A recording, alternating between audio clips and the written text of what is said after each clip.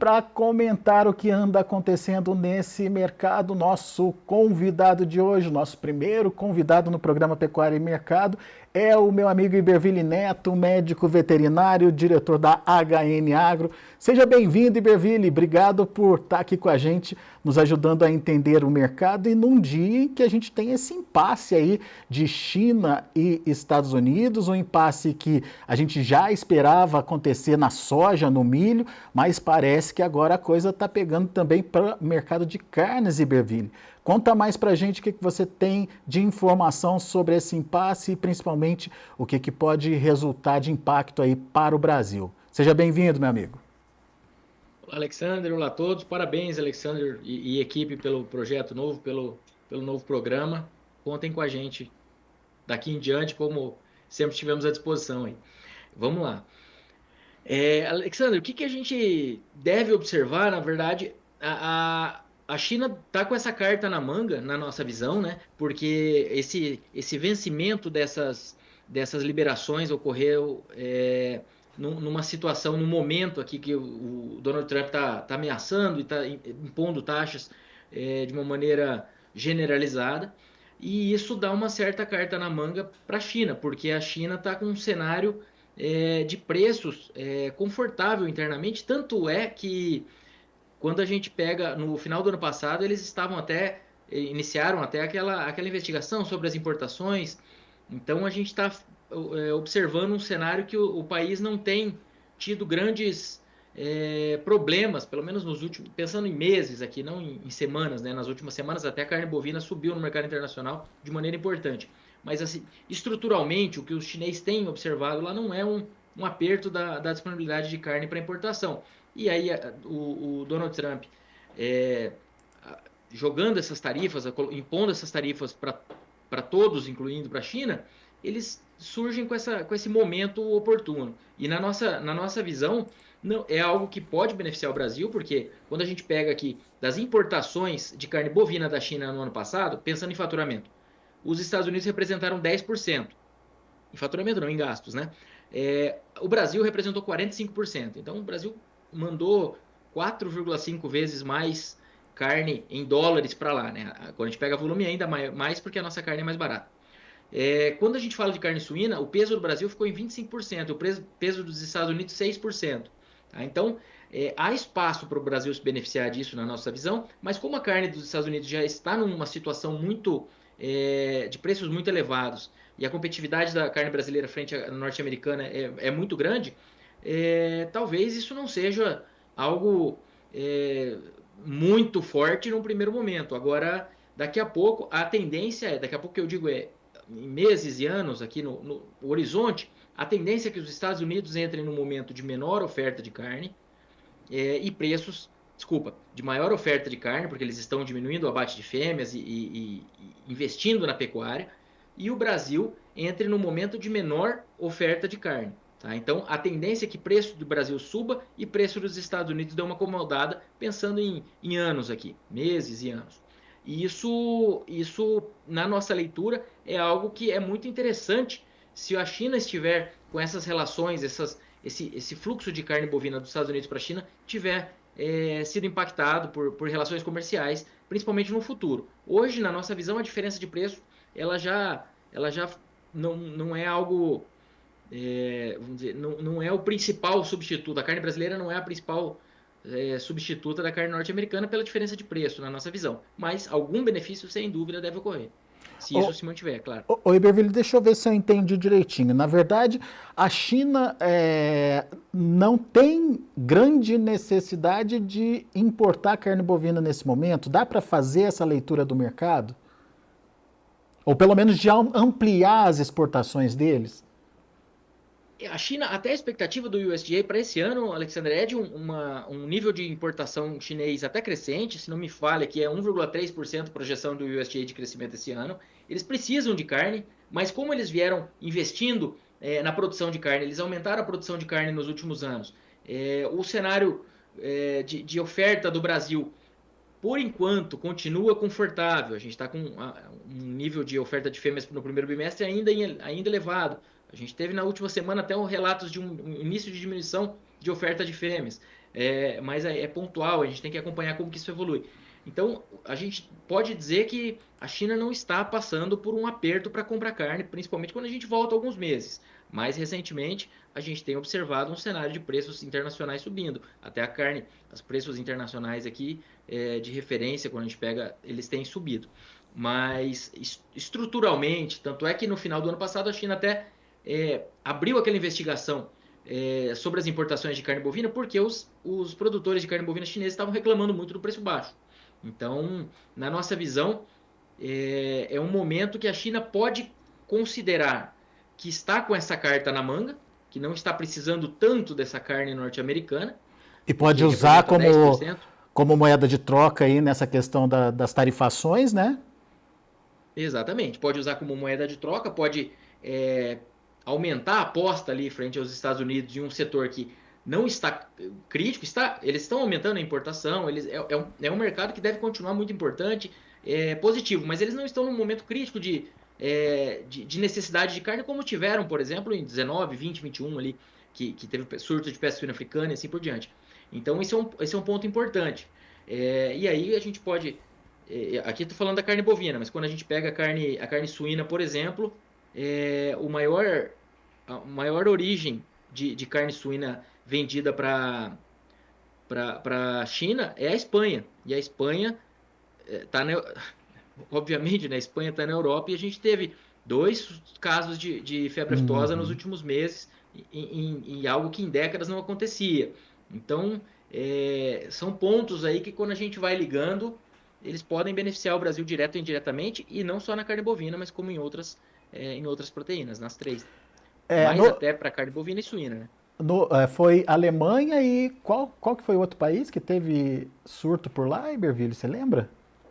Alemanha e Hungria, Alexander. Hungria, Hungria. Mas a Alemanha Isso. parece que já está de volta aí ao mercado, já está considerada de novo livre de aftosa, né? Pelo que eu acompanhei.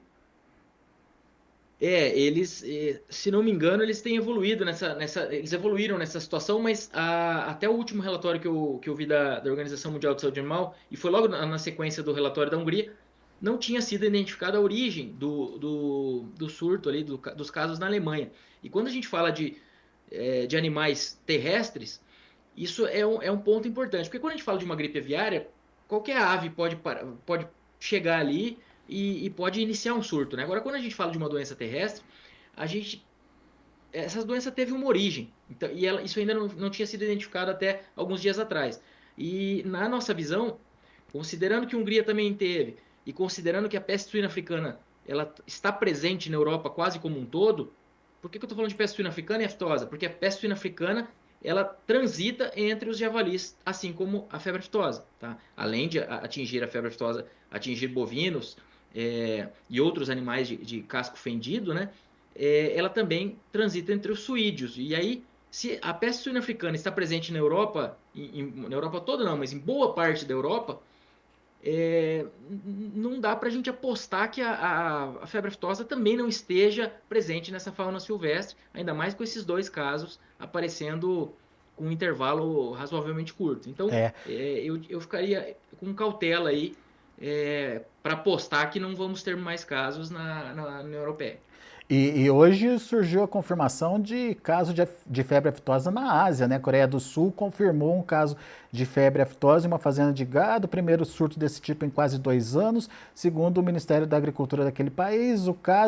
O primeiro no país desde 2023, foi relatado em uma fazenda de gado no sudoeste do país. Cerca de 180 cabeças de gado na fazenda foram sacrificadas. Enfim, febre aftosa voltando com tudo, hein, Iberville? Temos que ter É, cuidado por aqui também, né? quando a gente fala de febre aftosa, a gente tem um binômio, né? A gente tem uma situação que a gente está indo para uma oficialização do status internacional, que provavelmente deve ocorrer agora em maio, né? O status de livre de febre aftosa sem vacinação. Isso deve beneficiar o fornecimento de carne e abertura de mercados, possivelmente até Japão e Coreia do Sul, inclusive. Mas a gente tem também uma preocupação que vai ser permanente, né? A gente tem aí, se na União Europeia, que é vamos dizer, muito mais restrita, teoricamente, ali do ponto de vista até geográfico, né? O Brasil com essa quantidade de fronteiras e com alguns vizinhos que não têm nem informação sobre o tema, como é o caso da Venezuela, é algo preocupante, é algo que a gente tem que ficar de olho. Mas, já que estamos evoluindo nesse status, pelo menos o lado dos benefícios aí tem que ser analisado, né? Mas é algo que vai deixar um, uma preocupação constante na pecuária, na nossa visão. Muito bem. O Iberville, só voltando para o foco do nosso início de conversa, a questão desse impasse entre China e Estados Unidos. Então, não dá para imaginar que vai haver uma transferência direta de carne que deixa de ser comprada nos Estados Unidos para ser vendida pelo Brasil, então. Não, não é esse o caso, né? Pelo menos por enquanto. Sander, na nossa visão, até o posicionamento dessa carne, preços de carne, é mais provável que haja uma migração, talvez, para a Austrália. Mas, por outro lado, a Austrália optando por mandar um pouco mais de carne para lá, vai deixar de abastecer outro país, né? Então, o país que consegue responder quase indefinidamente com oferta de carne, o Brasil é um dos principais, né? Claro, os Estados Unidos também tem um potencial enorme, mas no caso, ele é o, o suspenso, né? Então, eu diria que essa carne dos Estados Unidos, ela, num primeiro momento, ela tende a ser desviada mais possivelmente ali para uma demanda para a Austrália, só que a Austrália ela vende para Coreia do Sul, vende para Japão, ela vende para outros mercados que pagam muito bem. Então, até que ponto a China vai conseguir deslocar isso? Se não, qualquer coisa que não consiga lá, o Brasil está num cenário ainda de oferta elevada nesse começo de ano. Acreditamos que não vai ser atuada para o ano inteiro, mas ainda é um cenário que está conseguindo fornecer carne com tranquilidade e isso tende a reforçar as expectativas para bons números para exportação. Lembrando que o ano passado foi recorde e as projeções para esse ano do USDA já são de recorde novamente. Talvez isso só reforce esse movimento. É, tem uma informação da Reuters que dizendo o seguinte: pode restringir o acesso ao mercado dos Estados Unidos e levar a perdas aí de aproximadamente 5 bilhões de dólares, essa suspensão aí das compras, né? Aumentando os desafios já enfrentados pelos agricultores lá dos Estados Unidos, depois que Pequim impôs tarifa retaliatória aí de 21 bilhões. 5 bilhões estariam, então, dentro dessa expectativa aí para redução de exportação de carne. Mas, por enquanto, né, Iberville, é só uma questão de não renovação das autorizações, né? Pode ser que a China venha para o mercado e, da noite para o dia, reabilite aí as importações dos Estados Unidos, né? Isso, Alexandre. As informações que nós temos, inclusive, são de que algumas plantas já tinham tido essas liberações vencidas, se não me engano, em fevereiro, e a China já aceitou cargas dessas plantas com essa liberação vencida, mas agora existe uma dúvida se isso vai continuar ocorrendo, né? E quanto aos números de faturamento, pegando os números do USDA aqui de 2024, só para a gente. Carne suína, a China importou dos Estados Unidos 1,1 bilhão de dólares. Carne bovina, 1,6 bilhão de dólares e carne de aves, 500 milhões de dólares. Claro que esses números da Reuters devem considerar algumas outras categorias aqui derivadas, por isso que eu não está batendo exatamente, mas a fonte é sempre o USDA. Mas só somando o que você passou aí, dá cerca de 3 milhões aí de dólares, 3 Exatamente. bilhões de dólares, né? Enfim. O Iberville, muito bem. Então entendemos que não é uma transmissão direta, enfim, não é porque os Estados Unidos vão deixar de exportar para a China que a gente vai ganhar esse mercado, mas o fato é que de repente pode sobrar alguma coisa para a gente. Isso justifica o que está acontecendo nesse momento na B3, na sua opinião, ou tem outros motivos para essa alta de mais de 1% que a gente está vendo ser registrado na B3 nesse momento, Iberville? Alexander, na nossa visão, esse mercado futuro ele vinha bem pessimista nas últimas semanas, nos últimos meses.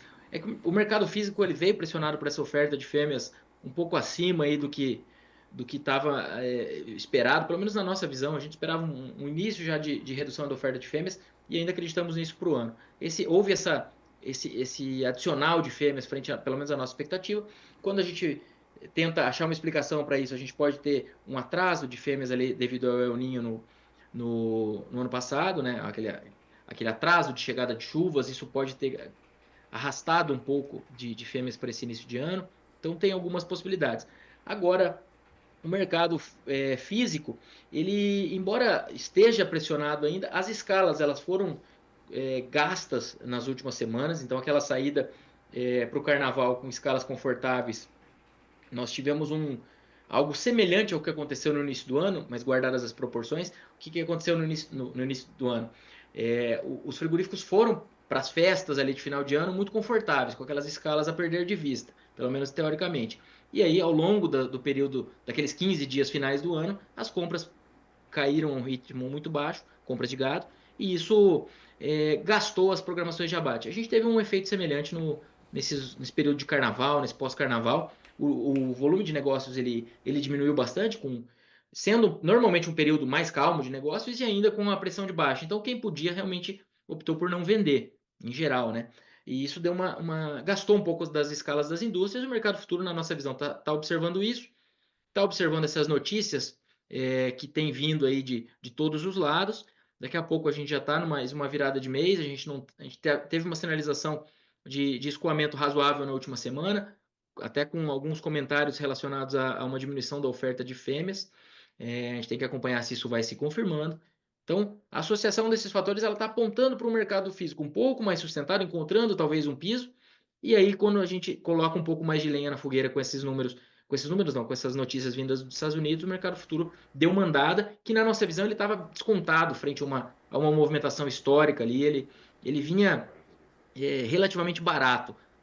Mas, então, na nossa visão, ele está indo para uma curva mais dentro de alguma normalidade. Se a gente pegar a curva de preços agora, frente ao preço de janeiro, ela está mais ou menos numa média de 10, 11 anos aí. Então, essa oscilação de preços, pensando lá no segundo semestre, ela está perto das médias. Ela não está nem precificando um ano de retenção, que seriam valores acima disso. Mas ela antes vinha precificando mais ou menos o que acontece em anos de descarte mais forte, na média. Então agora ela está bem em cima do muro, essa curva, na nossa visão, e até frente às médias históricas. Muito bem. Tá aí um pouquinho da análise aí trazida pelo Iberville aqui para a gente no Pecuária e Mercado. Iberville que está aí preparando um projeto novo, Comitiva HN Agro. É isso, Iberville? Conta mais para a gente. Isso, Alexandre. Até agradecer a Notícias Agrícolas, é um dos nossos parceiros de mídia aí desde o início, desde a ideia lançada, vocês abraçaram a causa. Muito obrigado. Nós já estamos com alguns patrocinadores fechados também. E o que vai ser isso, Alexandre? A gente vai fazer eventos Brasil afora, apresentando a nossa visão sobre o mercado e fazendo mini cursos ali ou treinamentos mais intensivos, coisa de algumas horas ali, 1, 2 horas, sobre hedge. Então, como que o pecuarista pode travar esse mercado na prática, sabe? Então, esse é o objetivo. E aí, os patrocinadores também acompanhando, apresentando um pouco de tecnologia. E depois a gente vai ter um jantar, um bate-papo com a turma lá, aproveitando esse momento, essa troca de experiências. E nisso, depois de um período, nós vamos estar de novo com esses produtores em uma palestra online sobre o mercado. A gente vai também fornecer acesso à nossa plataforma de monitoramento de mercado, que também existe o aplicativo da HN Agro. Então, tudo isso, quem estiver lá com a gente vai ter acesso e vai ser um prazer estar aí Brasil afora nesse outro formato, né? A gente já anda para todo lado com os patrocinadores, fazendo seus próprios eventos. Agora a HN vai fazer esses eventos Brasil afora e receber os patrocinadores como parceiros. E Legal. nossos parceiros de mídia aí juntos também. Eu sei que você está construindo ainda, né, as regiões em que vocês vão visitar, mas tem algum spoiler aí para gente? Os pecuaristas podem ficar atentos aí em alguma região especial? Alexander, a nossa ideia, por enquanto, eu digo ideia porque a gente está acabando de afinar aqui com os patrocinadores, né? Mas a gente está falando de Mato Grosso do Sul, Goiás, Tocantins, Pará, Maranhão, Minas, São Paulo e Rondônia parece que vai entrar na jogada agora. Então a gente tá com esses estados e aí as cidades mais relevantes ou mais conhecidas por pecuária em cada um, geralmente as capitais também. E aí fica o convite para os produtores. Vai ser um evento os parceiros, né? Então, para os parceiros dos nossos patrocinadores, para a gente estar lá discutindo o mercado. Então, quando os patrocinadores começarem a ser divulgados, vai ser o meio de conseguir chegar nesse evento lá e acompanhar a gente. Vai ser um prazer receber todos. Legal, e assim que o projeto estiver definido, as praças tiverem aí já confirmadas, a gente vai estar divulgando aqui no Notícias Agrícolas também, enfim, apoiando o Comitiva HN Agro, é isso, né, Iberville? Isso, Alexandre, isso. Comitiva HN Agro, até lembrando aqui, esse consultor que veio do Pantanal aqui, né? Então esse nome a gente achou bem oportuno. Boa. Meu amigo, obrigado pela participação, obrigado pela confiança de estar aqui com a gente nesse nosso primeiro programa Pecuária e Mercado e a gente continua contando aí com a sua participação nos demais programas. Grande abraço para você, até a próxima. Obrigado, Alexandre, obrigado a todos, é um prazer. Um abraço. Abraço.